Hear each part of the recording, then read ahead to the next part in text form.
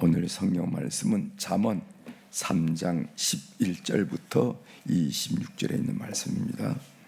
잠언 3장 11절부터 26절에 있는 말씀.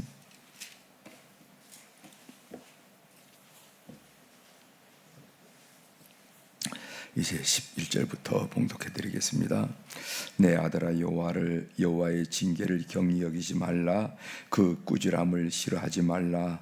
대저 여호와께서 그 사랑하는 자를 징계하시기를 마치 아비가 그 기뻐하는 아들을 징계함 같이 하시느니라. 지혜를 얻은 자와 명철을 얻은 자는 복이 있나니 이는 지혜를 얻는 것이 은을 얻는 것보다 낫고 그 이익이 정금보다 나음이라. 지혜는 진주보다 귀하니 내가 사모하는 모든 것으로도 이에 비교할 수 없도다. 그의 오른손에는 장수가 있고 그의 왼손에는 부귀가 있나니 그 길은 즐거운 길이요 그의 지름길은 다 평강이니라. 지혜는 그 얻은 자에게 생명나무라. 지혜를 가진 자는 복되도다. 여호와께서는 지혜로 땅에 터를 놓으셨으며 명철로 하늘을 견고히 세우셨고 그의 지식으로 깊은 바다를 갈라지게 하셨으며 공중에서 이슬이 내리게 하셨느니라. 내 아들아, 완전한 지혜와 근신을 지키고 이것들이 내 눈앞에서 떠나지 말게 하라. 그래야면 그것이 내 영혼의 생명이 되며 내 목의 장식이 되리니 내가 내 길을 평안히 향하겠고 내 발이 거치지 아니하겠으며 내가 누울 때 두려워하지 아니하겠고 내가 누운즉 내 잠이 달리로다.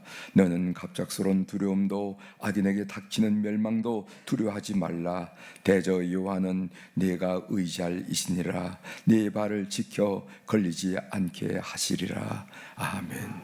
26절까지 함께 봉독했습니다.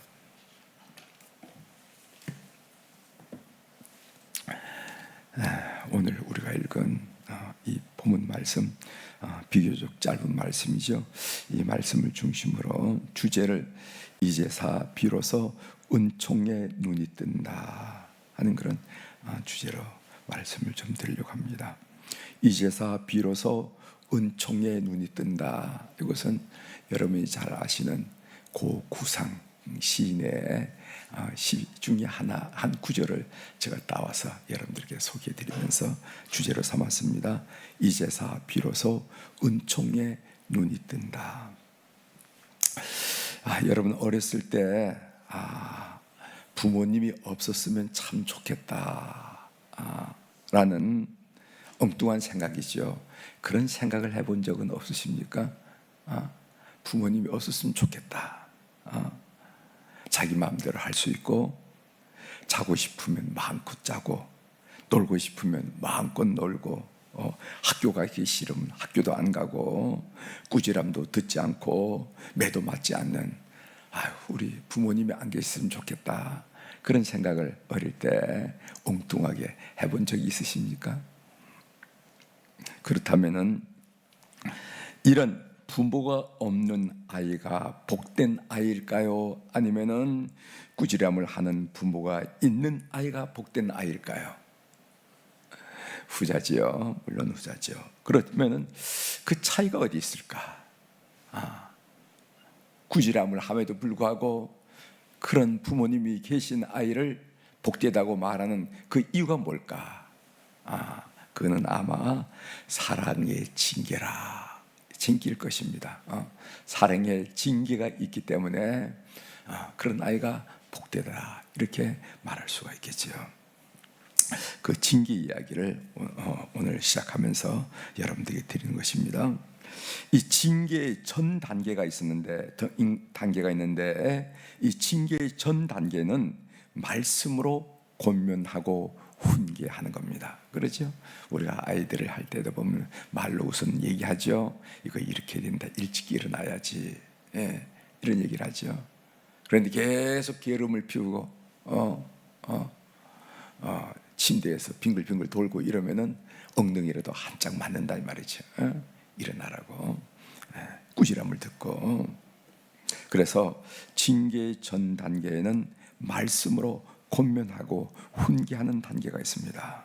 그래도 듣지 않으면은 징계하게 되죠. 그대로 두면은 안 되겠게 이 형벌과 징계가 어떻게 다른지 아십니까? 형벌은 버린 자를 향한 심판의 행위를 형벌이라 이렇게 얘기해요. 그러나 징계는 자녀를 향한 사랑의 행위, 이것을 보고 징계라 이렇게 얘기한다는 거죠. 그렇습니다. 징계는 하늘 아버지의 의도가 있는, 목적이 있는 사랑의 행위가 바로 징계라 하는 겁니다. 징계를 받음에도 불구하고 사람이 변하지 않는다 하고 성경이 이야기하고 있어요. 그 이유는 뭐냐면 징계를 경히 여기기 때문이다. 경히 여긴다라는 것은 가볍게 여긴다 하는 말이죠. 11절에 나옵니다. 11절 읽어보겠습니다. 내 아들아, 여호와의 징계를 경히 여기지 말라. 그 꾸지람을 싫어하지 말라. 이렇게 말했어요. 삶에서 하나님의 징계라고 느껴진다면 그 느끼죠? 그래서 교우들하고 상담해 보면은 아이고 이거 하나님의 채찍이지요. 매 맞았어요. 뭐 이런 얘기를 본인 스스로 하는 것을 많이 듣게 됩니다. 삶에서 하나님의 징계라고 느껴지고 판단된다면은 경히 여기지 말고 신중하게 받아들여야 됩니다. 신중하게. 우리가 경험해봤지만 하나님의 소원은 자비롭지만은 때론 매섭기도 하다 하는 거죠. 매섭기도 한다. 그걸 꼭 기억하셔야 됩니다. 아이고 우리 하나님은 뭐 물통이야 물컹이야. 뭐 이래도 좋고 저래도 좋고 마음대로 할 수 있어. 그건 아니더라 이 말이죠. 하나님의 손은 자비롭지만은 때때로는 매섭다. 매섭다 하는 것을 인식하시고 하나님의 징계라고 느껴지면은 그것이 제가 구체적으로 여러분들에게 설명을 드리지 않겠지만은 우리 스스로 알잖아요. 이건 하나님이 매를 드셨구만. 이건 하나님이 조금 노하신 거야. 뭐 이렇게 느껴지면은요, 그걸 경히 여기지 말고 조치를 취해야 된다 하는 것을 말씀드립니다. 그럴 때 징계를 받을 때 바람직한 자세가 나오는데 12절에 나오지요. 우리는 어떤 자세로 그 징계를 받아야 되는가? 어떤 자세가 바람직한 자세인가? 그 이야기가 12절에 나옵니다. 대저 여호와께서 그 사랑하시는 자를 징계하시기를 마치 아비가 그 기뻐하는 아들을 징계함 같이 하시니라. 그래서 우리가 징계를 받을 때 바람직한 자세는 뭐냐면은 아버지가 자식을 징계하는 것처럼 하나님의 징계를 그렇게 여기고 받으라는 거예요. 이게 성령의 지혜죠. 아버지가 그 자식을 징계하는 것처럼 하나님의 징계를 받을 때 그것처럼 여기고 받으라. 이렇게 성경이 말씀하고 있습니다. 하나님이 나를 아들로 인정하시는구나. 하나님이 나를 딸로 인정하시는구나. 그렇게 못되게 구른데도 불구하고, 그렇게 못되게 구른데도 불구하고 하나님이 나를 잊지 않고 손을 내미시는구나 하는 그런 마음으로 아프지만 고마움을 느끼고 감사함을 느끼고 징계를 받아야, 이것이 징계를 받는 제대로 된 자세라. 이렇게 성경이 말하고 있습니다. 목사님, 저 사람은 예수도 안 믿고 회개도 안 하는데 저렇게 사업도 잘 되고 잘 사는데 하면서 악한 자의 형통함을 부러워할 때가 있어요. 악한 자의 형통함을 우리가 부러워하지 않아야 할 이유가 있습니다. 그것은 거기에는 아버지의 징계가 없기에 오히려 불행의 징표일 뿐이라는 겁니다. 악한 자가 잘 된다는 것은 저분에게는 하나님과는 상관이 없구나, 불행을 향해서 치닫고 있구나 하고 그 잘됨을 불행의 징표로 여기라는 거예요. 그 징계의 결과가 어떻게 주어지는 결과는 무엇인가? 그것이 13절에 나오죠. 우리가 징계를 받을 때, 그리고 징계를 부모가 그 사랑하는 자식을 징계하듯이 그런 자세로 받을 때 징계의 결과가 나오는데 그 결과가 13절입니다. 13절, 지혜를 얻은 자와 명철을 얻은 자는 복이 있나니, 이렇게 얘기했어요. 징계의 결과가 뭔가? 지혜와 명철을 얻게 된다는 겁니다. 징계를 받음으로 우리가 지혜와 명철을 얻게 된다. 이것이 징계의 결과라 한 얘기죠. 그 지혜가 14절부터 17절까지는 그 지혜의 가치가, 지혜가 얼마나 가치가 있는가 한 내용이 쭉 나오는데, 이것을 사람들은 지혜의 잔가라 이렇게 얘기하고 있습니다. 14절에 보면은 지혜를 얻는 것이 은을 얻는 것보다 정금을 얻는 것보다 낫다. 또 15절에 보면은 지혜는 진주보다 귀하다. 16절에 보면 지혜는 장수와 부귀를 가져온다. 17절에 보면 지혜는 평강을 가져온다, 마음의 평안을 가져온다 하면서 지혜의 결과, 지혜의 가치가 쭉 나옵니다. 그리고 그 지혜를 얻은 결과는 그리하면 하면서 22절부터 그 지혜의 결과가 쭉 설명이 되어 있죠. 22절에 보면은 그리하면 그것이 내 영혼의 생명이 되며 내 목의 장식이 되리라. 영혼의 생명이라는 단어가 나옵니다. 23절에 보면은 내가 내 길을 평안히 항해갖고 내 발이 거치지 아니하겠느니라 하고 평안과 형통에 대한 단어가 나옵니다. 24절에 보면은 내가 누울 때 두려워하지 아니하겠고 내가 누운즉 내 잠이 달리로다 하면서 평안에 대한 내용이 나옵니다. 25절에 보면은 너는 갑작스러운 두려움도 악인에 닥치는 멸망도 두려워하지 말라. 두려움 없는 삶에 대한 내용이 나옵니다. 이런 얘기를 제가 쭉 읽으면서 도대체 이런 지혜란 무엇일까? 오늘 이 지혜가 우리에게 어떻게 경험되어지는가? 이런 생각을 하면서 본문을 묵상했어요. 오늘 여기 보면은 징계를 통해서 지혜가 얻어지고 지혜의 결과는 이러이러한 것이다 하는 것을 우리가 읽었는데, 이것이 오늘 우리의 신앙생활에서는 어떻게 경험되어지는 건가 하는 생각을 좀 했습니다. 그런 생각을 하고 있을 때 고 구상시인의 은총의 눈을 뜨니라는 시가 생각이 났어요. 그 일부를 한번 여러분들께 좀 읽어드리겠습니다. 한번 잘 들어보시길 바랍니다. 이제사 비로소 두 일의 강아지만큼 은총의 눈이 뜬다. 여러분 두 일에, 여러분들 강아지 키워보셨어요? 개? 새끼 낳아보셨어요? 개가 새끼 나자마자 눈을 번쩍 뜨면서 다닙니까? 아니면 눈을 꼭 감고 다닙니까? 눈을 감아요. 그래서 제가 생각하기를 아마 두 일이면은 14일이죠. 아마 14일 동안은 아마 강아지는 눈을 감고 있지는 그냥 어미젖만 찾아서 그냥 그 냄새로 어미젖만 찾아서 물고 있는 그 강아지. 이제사 비로소 두 일의 강아지만큼 은총의 눈이 뜬다.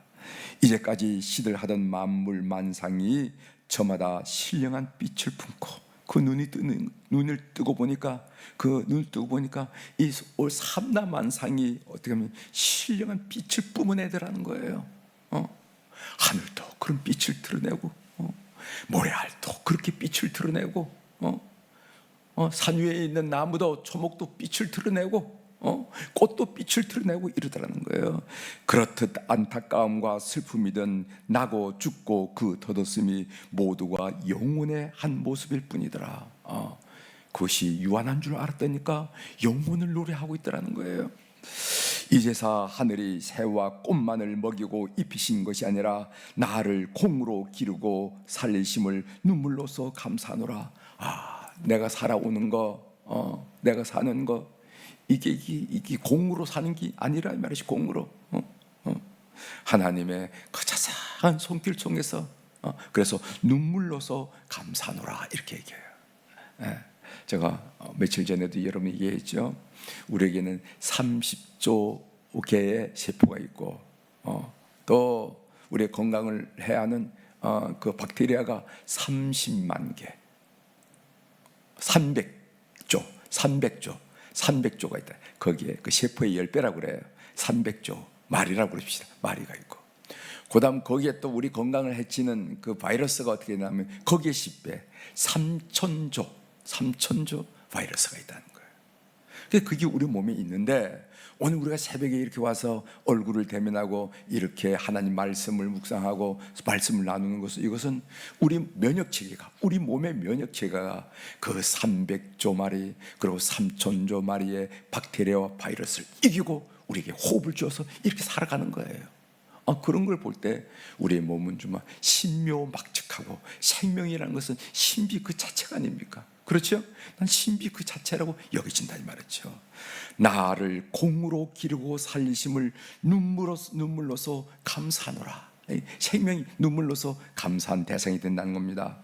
아침이면 해가 동쪽으로 해서 뜨고 저녁이면 해가 서쪽으로 지고 때를 넘기면 배가 고프기는 매 한 가지지만은 출구가 없던 나의 의식간에 무한한 시공이 열리며 모든 것이 새롭고 모든 것이 소중스럽고 모든 것이 아름답다. 눈을 뜨게 되니까 모든 것이 새롭고, 남편도 새롭고 아내도 새롭고 가정도 새롭고 모든 것이 소중스럽고, 교회도 소중스럽고 우리나라도 소중스럽고 너도 소중스럽고 모든 것이 아름다워. 이것이 바로 이제서 비로소 두일의 강아지만큼 은총에 눈을 뜬 상태라, 이렇게 얘기합니다. 삼라만상에서 경이로움이 느껴지고 범사에 감사하게 되고 내 삶을 만족하게 되고 행복을 고백하게 되는 것, 이게 바로 지혜를 얻은 상태가 아니겠는가 하는 것을 오늘 지혜를 묵상하면서 연결되어진 생각이에요. 그렇다면은 내 경험으로는 그런 상태가 어떤 상태였을까 또 생각해 보세요. 그것은 제가 성령 충만했을 때가 그렇지 않았는가.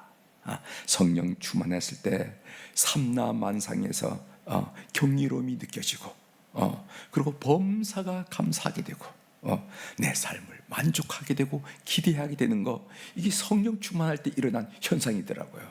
여러분 그렇죠? 그렇죠? 아마 여러분들이 우리 목사님이 어떤 상태를 느끼고 지금 말씀하시는 거나 아는 분들이 계시리라 생각합니다. 따라서 지혜를 얻는다라는 것은 성령 충만한 상태를 의미한다고 봐요. 오늘 또 본문에도 나오지만은 이 하나님, 지혜, 성령, 말씀, 이게 다 똑같은 동일한 언어입니다. 사실 똑같은 거예요. 하나님의 말씀, 이게 지혜가 아닙니까? 이걸 우리가 또 삼위일체라도 고백하고 하나님, 지혜, 하나님 말씀, 성령, 이게 다 통하는 얘기예요. 통하는 얘기. 오늘 또 여러분 성령 충만을 사모하시고 성령 충만하셔서 모두가 경이로운 그런 하루를 시작하기를 주의 이름으로 축원합니다.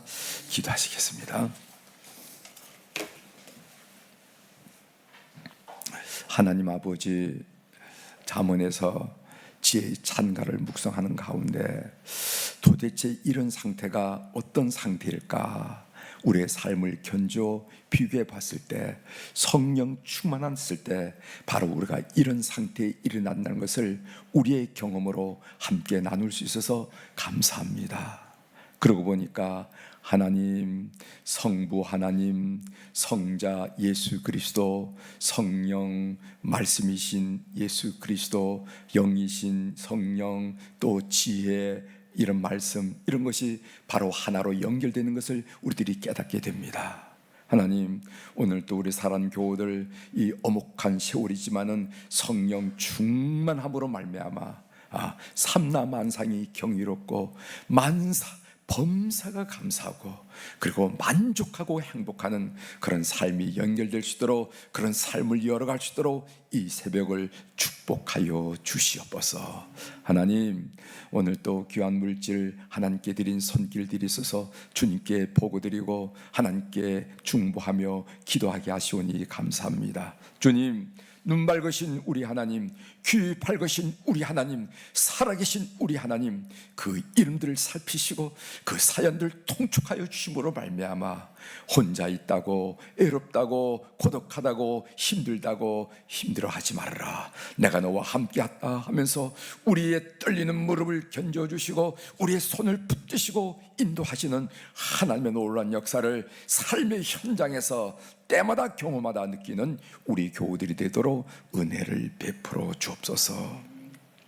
하나님 아버지, 오늘 이 목요일 날 우리 교회 행사 중에 이제 11월 첫 주 추수감사주일에 한 해 참으로 폭우와 폭염으로 힘들었던 여름이지만은, 그러나 지나놓고 보니 우리 앞에 풍성한 결실을 주시고 열매를 주신 하나님께 감사의 고백을 하는 찬양제를 축복하며 기도합니다.